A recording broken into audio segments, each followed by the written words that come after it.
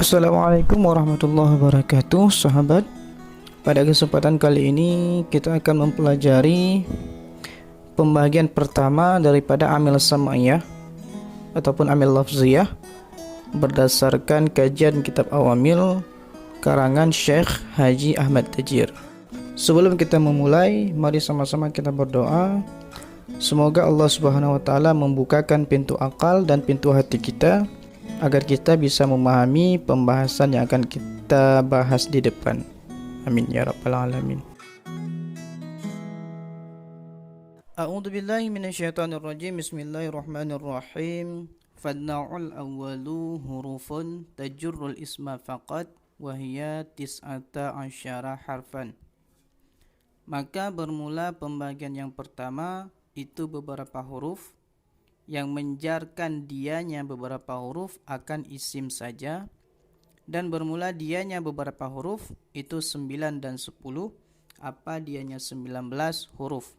Hurufnya yaitu ba, min, ila, fi, an, waw qasam, ba qasam, ta qasam, lam, rubba, wawnya rubba, ala, kaf, mud, mundu, hatta, hasya, ada, khala. Untuk sekarang marilah sama-sama kita belajar mengi'rabkan setiap kata dari matan ataupun konteks bacaan yang telah kita baca barusan. Fa, huruf tafsir, dibinakan atas fathah, dia tidak dii'rabkan. An-naw'u jatuh sebagai mubtada, hukumnya marfu, tanda rafa'nya yaitu dhammah yang dhamir pada akhirnya karena dia merupakan isim mufrad. Hukum isim mufrad yaitu ketika rafa' ditandai dengan dhammah, ketika nasab ditandai dengan fathah, dan ketika jar ditandai dengan kasrah. Al-awwalu disifatkan kepada an-naw'u, hukum sifatnya mengikuti mausuf, disifatkan di atas marfu, tanda rafa'nya yaitu dhammah karena dia merupakan isim mufrad. Hukum isim mufrad yaitu ketika rafa' ditandai dengan dhammah, ketika nasab ditandai dengan fathah, ketika jar ditandai dengan kasrah. Hurufun jatuh sebagai khabar, hukum khabarnya marfu', alamat rafa'nya ditandai dengan dhammah karena dia jamak taktsir.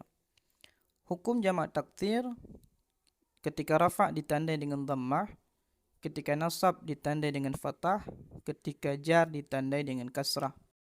Tajurru fi'il mudhari' marfu', alamat rafa'nya ditandai dengan dhammah karena dia merupakan fi'il mudhari' sahih akhir dan pada akhirnya tidak bersambung dengan dhamir, baik itu alif tasniyah, waw jamak ataupun ya dhamir mufrad muannas mukhatabah. Amal daripada tajurru yaitu merafakkan fa'il dan menasabkan maf'ul. Fa'ilnya yaitu dhamir mustatir yang terkandung di dalamnya ataupun dhamir dalam, dhamir yang tersembunyi yaitu hiya. Kemudian maf'ulnya yaitu isma. Lafaz al-isma jatuh sebagai maf'ul daripada tajurru, hukum maf'ulnya mansub, alamat nasabnya ditandai dengan fathah karena dia merupakan isim mufrad. Hukum isim mufrad yaitu ketika rafa' ditandai dengan dhammah, ketika nasab ditandai dengan fathah, ketika jar ditandai dengan kasrah. Fa, huruf rabit, qad, dharaf zaman, dibina atas sukun pada mahal rafa', jatuh sebagai khabar daripada mubtada yang telah dibuang. Takdirnya yaitu alimtu fahiya qad. Waw, huruf istinaf, dibina atas fathah. Hiya, isim dhamir, dibina atas fathah, pada mahal rafa' jatuh sebagai mubtada. Tis'ata asyara, isim adat murakkab, dibina atas fathah, pada mahal rafa' jatuh sebagai khabar dari hiya. Harfan sebagai tamyiz, hukum tamyiz mansub, alamat nasabnya ditandai dengan fathah karena dia isim mufrad. Hukum isim mufrad ketika rafa' ditandai dengan dhammah, ketika nasab ditandai dengan fathah, ketika jar ditandai dengan kasrah. Wallahu a'lam. Selanjutnya kita akan belajar mengenal amil, amal dan ma'mul dari matan atau konteks bacaan yang telah kita baca sebelumnya. Baiklah sahabat, yang pertama dalam konteks atau matan kitab tersebut, amil yang pertama yaitu amil ibtida atau amil yang terdapat pada mubtada dan khabar. Amalnya yaitu merafakkan mubtada dan khabar. Ma'mulnya tentunya ada dua. Yang pertama yaitu an-na'u yang jatuh sebagai mubtada dan hurufun yang jatuh sebagai khabarnya. Amil yang kedua yaitu merupakan tabi ataupun yang mengikuti. Amil yang kedua ini dia merupakan sifat, amalnya yaitu mengikuti mausuf, yang mana mausufnya yaitu an-na'u. Ma'mulnya ataupun sifatnya yaitu lafad al-awwalu. Amil yang selanjutnya yaitu amil yang terdapat pada fi'il mudhari yang merupakan amil ma'nawiyah. Amalnya yaitu merafakkan fi'il mudhari. Ma'mulnya yaitu kalimat tajurru. Amil yang selanjutnya yaitu kalimat tajurru itu sendiri yang merupakan fi'il mudhari, amil qiyasi. Amalnya yaitu merafakkan fa'il dan menasabkan maf'ul. Ma'mulnya tentunya ada dua. Yang pertama yaitu hiya, tamim mustatir yang terdapat pada tajurru yang jadi sebagai fa'ilnya. Kemudian lafaz al-isma yang jatuh sebagai maf'ul daripada tajurru.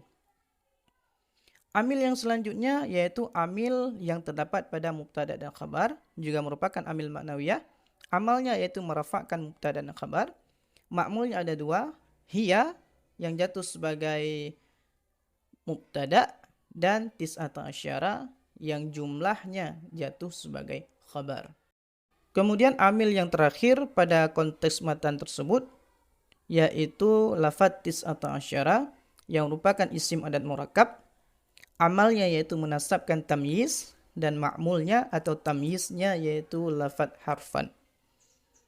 Alhamdulillah sahabat, sudah berakhir pembahasan kita pada kali ini mengenai pembagian pertama daripada amil samaiyah yang merupakan amil lafziyah berdasarkan kajian kitab Awamil karangan daripada Syekh Haji Ahmad Tajir. Semoga apa yang telah kita pelajari pada kesempatan kali ini mendapatkan ridha dan rahmat daripada Allah Subhanahu wa taala sehingga kita bisa memahami apa yang sudah kita pelajari. Saya akhiri, wassalamualaikum warahmatullahi wabarakatuh.